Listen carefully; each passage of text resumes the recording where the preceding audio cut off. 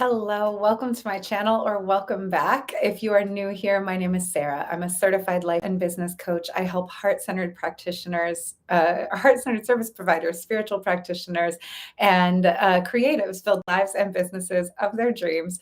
And today I'm going to talk about how to be successful in business, whatever business you're in, including if it's in the arts, using what I'm calling the Lady Gaga approach. This is something I've been wanting to talk about for a while, and I haven't had it fully formulated, but hang with me. Let me tell you the story. So I'm sure you know who Lady Gaga is. She's a pop star. And when she first came out, especially, she was always in these outrageous outfits, big headdresses, this wild avant-garde sense of fashion. She was a larger than life character. And I heard an interview with her once where she was explaining that she was Lady Gaga before anyone knew who she was, before she had a record label, before she was signed, before she had a contract, before she was a pop star. So she was walking in to meetings with record label execs in this full glam, huge sunglasses, big headdresses. She was always that. In that same interview, I believe they asked, like, do you ever just relax? Are you ever like in sweats? And she was like, no, I'm in glam 24/7. This is what it is. This is who I am. She decided that she was a pop star and that no one else knew it yet. That she was going to be playing stadiums, that she was going to be a hugely selling recording artist with massive hits long before anyone had ever heard of her. She decided that that was what was going to happen. She decided that that was how she was going to carry herself and that it was only a matter of time before everyone else caught on to the fact that this was reality. And now I want to compare that to the way that I see a lot of people start businesses. And I have conversations with clients all the time that are like this, where they go into it from this place of, I hope other people validate and affirm that I'm good by buying from me or following me or telling me my work is good.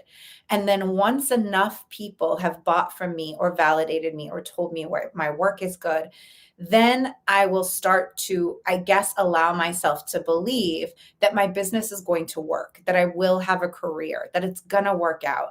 I talk all the time about the difference between I'm just going to try this out and see if it works, and I've decided that I will be successful at this, which means I'm going to do whatever it takes and keep going until I reach that outcome. Those are completely different ways to start something. And when we say, I'm just going to try this out and see if it works, frequently we're putting the power of whether or not we're going to be successful in other people's hands. Which other people? Strangers on the internet, people you've never met, sometimes trolls, people who probably shouldn't have the authority to get to decide who you are and what you're worthy of having and what your life should be like. But we place it all in their hands. We give up all of the authority of who gets to decide, who's in charge of whether or not we're going to be successful. And we say, okay, strangers, I leave it to you. I am at your mercy. You get to decide what kind of life I'm going to have. You get to decide whether or not I'm good enough. You get to decide whether or not I'll ever be successful. I place myself at your mercy. You're in charge. And so then we approach it from this really disempowered place within ourselves. And we are, by nature, approval seeking, validation seeking, which means every single time we make a post and we don't get follows or likes, or we put ourselves out there and we don't get the response that we're hoping for, or we sell something and people don't buy, we're probably going to use it to confirm a story that says, see, I'm not good enough. Nobody wants what I have. This is too hard. I can't do this. This is the proof. And I guess I should just quit, give up, go away. I guess I don't get to have the life that I want because these strangers don't like me or didn't see my post. When you say it out loud, it sounds ridiculous, but this is what so many of us are doing. Deep down, we feel like it's up to everyone else whether or not we get to be successful and not up to us. If you can relate to this, I want you to imagine how differently you would approach your work, starting your business, going after your career in the arts, how differently you would be approaching things if you just decided right now, today, what success looked like for you. Where are you trying to take this? And that this is who you are. This is your destiny. This is inevitable. This is going to happen. And you will keep going until the people who agree see you and show up. There is no other option. There's no other alternative. Knowing that, right? There are people out there who don't like Lady Gaga. I'm not even the hugest fan of her music. I just love her approach. Knowing that there will be people who don't love you, who don't love your work, who they're not an ideal fit for what you do, they're not your target market, they're not your customer, and that's okay. But there will be other people who are, and there will be enough of them for you to get what you want. How differently would you show up? You can take out your journal. I'm always going to be telling you to take out your journal. You can take out your journal right now and start making a list. If I was showing up like my success was inevitable, preordained, destined, that there was no other option, what would I be doing? How would I be dressing? What would I be doing in the morning? How would I be showing up? Would I be posting? What would I be posting? Would I be sharing? What would I be sharing? Would I be submitting to things? What would I be submitting to? What would I be doing if I was carrying myself like the vision of success I see in my head is reality and that there is no other outcome I will accept? And how is that different from how I'm showing up right now? If I were to do on the things on this list, what is the likelihood that I would be successful, or at least more successful than my current approaches? Recognizing that the story we tell ourselves is the determining factor in the next step we take. And so in the Lady Gaga approach, record labels saying no, or people saying this is weird, is not evidence that I'm going to fail, because I know I'm going to succeed. It's just evidence that these people are not my right audience, and I'm one step closer to finding my yes. You don't get the vision, but that doesn't mean there isn't a vision, and it doesn't mean no one will get it. You're just not the right fit. Thank you, next. I will waste no more energy on you. Now you're standing in the way of my preordained success.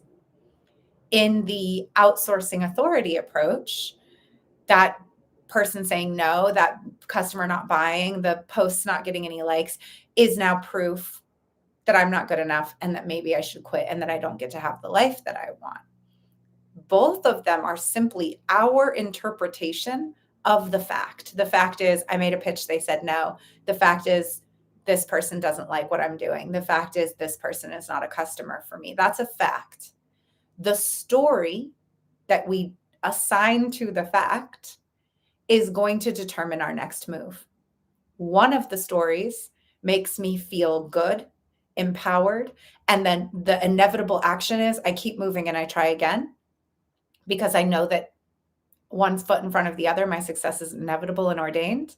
The other sends me into a spiral of conflict within myself, feeling like I should quit, but knowing deep down that I don't want to, because this is what I really want to do and this is what I'm really passionate about. But other people don't want me here. I've decided that this means that other people don't want me here, and I'm going to let them decide what my life is going to be like. So at the very least, I have to go into the inner battle. I have to go into the shame spiral. I have to go into the turmoil. I have to go into the depression. I have to go into the fog of, I guess I'm going to quit, but maybe I'm not going to quit. But now I have to build my determination back up. But maybe I have to, right? Like, where is the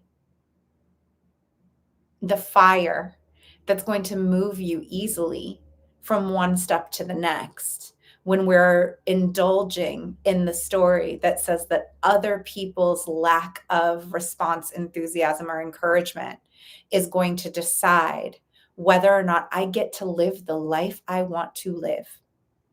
Do we want to outsource that authority to strangers on the internet at that? Or do we want to hold that authority internally? Do we want to live in a world where everyone else gets to decide our fate? Or do we want to live in a world where we decide what we will and won't accept? Which one of those feels better? Which one is a better story? Which one sets me up to succeed? And which one sets me up for it to be really, really hard? So that's my thought for today. I just place that on your altar. You can do with it what you will. If this was valuable for you, if this was helpful, I would love to hear it.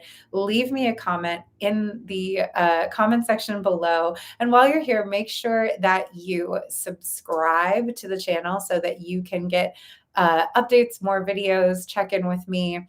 I'm losing my ability to speak. I've already done a lot of recording, so I got to end it here. Thank you so much for being here with me, and thank you so much for subscribing. So many people watch these videos and don't subscribe, so it really means a lot to me when you take the time to hit that subscribe button. Stay in touch. Love having you here.